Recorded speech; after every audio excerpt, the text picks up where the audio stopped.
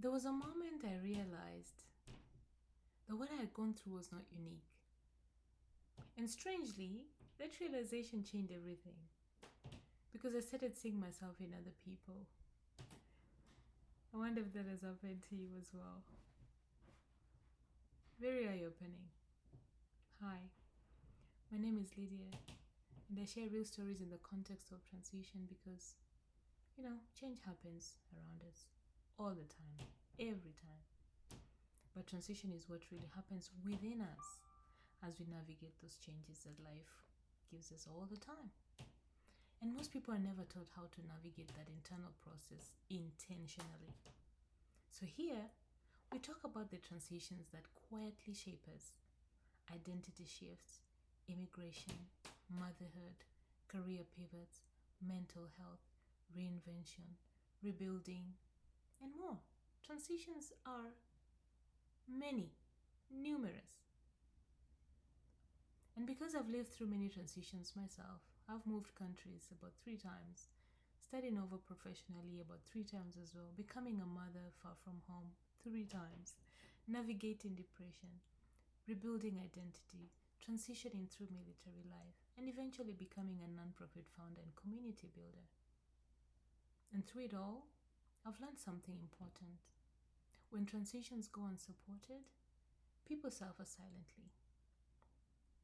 And here, we have decided that we are just not going to cruise through life. We're not going to watch and spectate life happen to us. We're going to take charge because simply existing is not what we want to do. We want to thrive. And part of that thriving, a big part of it, is mastering transitions. You're in the right place. Welcome. By this time, something had shifted in how I saw myself.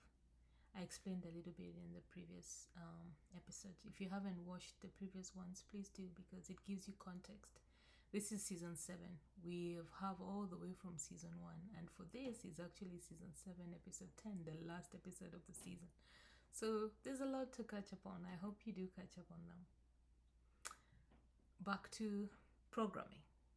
I was no longer only focused on surviving my own transitions. I was beginning to notice patterns. I would meet immigrants trying to rebuild careers, women struggling with identity after motherhood, military spouses feeling invisible, highly educated people doubting themselves because systems made them start over. And I understood them immediately, not intellectually, personally. And I didn't know it then, but this was yet another transition for me. And transition from survival into meaning. This was a concept that I learned in psychology called meaning making. It is the idea that human beings heal differently when they can create meaning from difficult experiences. It was very eye-opening. Researchers studying post-traumatic growth have found that people often begin rebuilding a lot of things, identity, careers, and many other things, when suffering becomes integrated into a larger sense of purpose. And looking back now, that is exactly what was beginning to happen for me. For years, I had experienced transitions mostly as disruption. Everything felt like it just had disrupted my life, and I didn't know how to deal with it. But now I was beginning to understand transition as information. Information about people, information about systems, information about identity, information about what support actually looks like.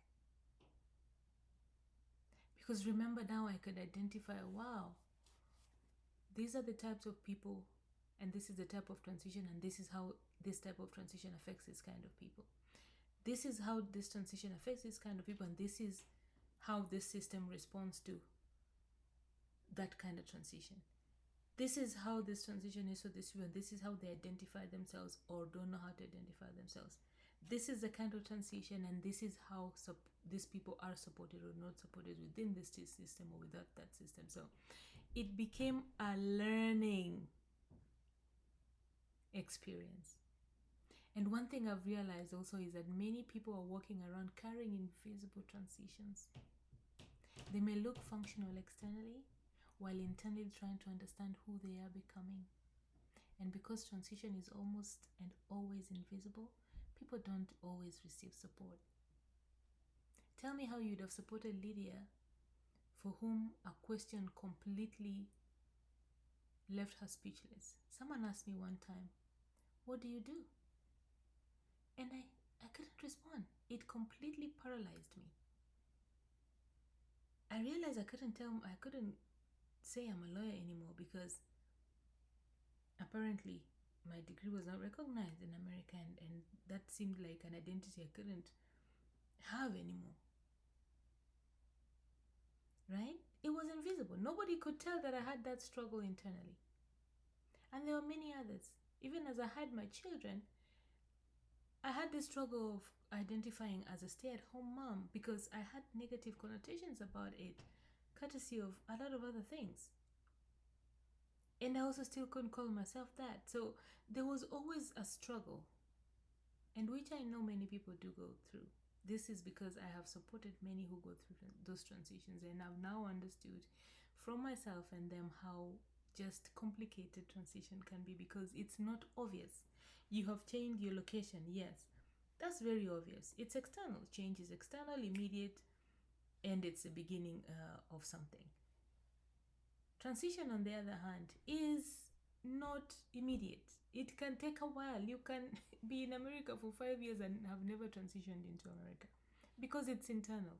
Systems that you need to readjust in your brain, cultural awareness, how system, like there's a lot that goes into transition. Okay, let's get back. Oh, I started realizing that the things I struggled with most, identity loss, studying over, isolation, lack of language, career disruption, they were not personal failures. They were just common transition experiences.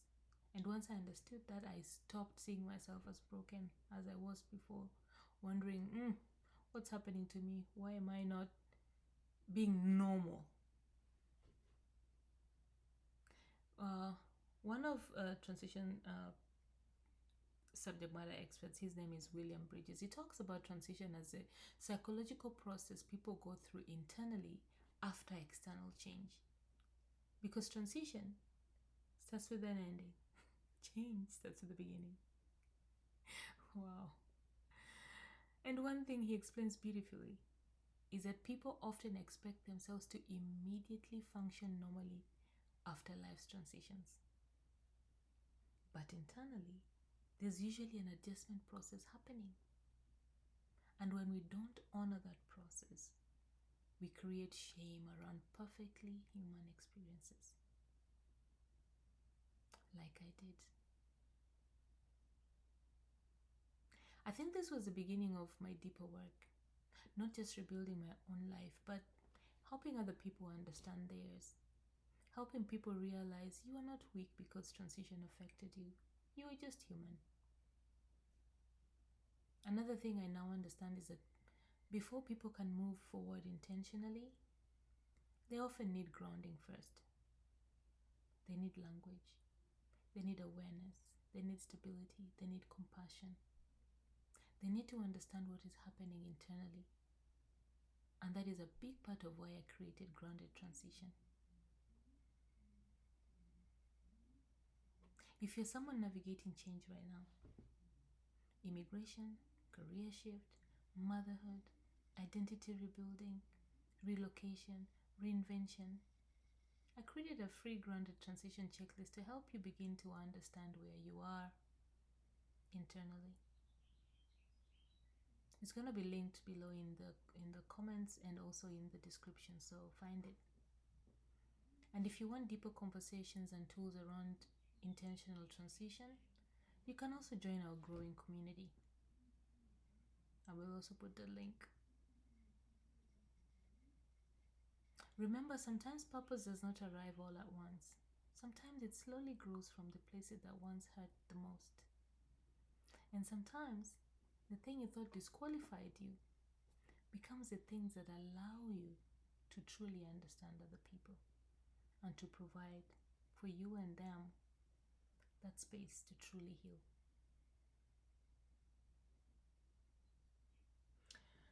All in all, let's recognize that transitions change more than our circumstances. They change how we see ourselves and eventually how we serve others. If you've ever gone through something difficult and later realized it helped you understand people differently, I think that's a powerful kind of transformation. And if you're in the middle of transition right now, start with grounding. And grounding looks very different for each person. I'm happy to help if you need. Just let me know in the comments. Because clarity grows better from stable ground. Clarity grows better from stable ground. Thank you for watching. We are going to season 8 next. I can't wait to meet you there. If this part of the season resonated with you, please subscribe, like, and share with someone. I'll see you in the next season.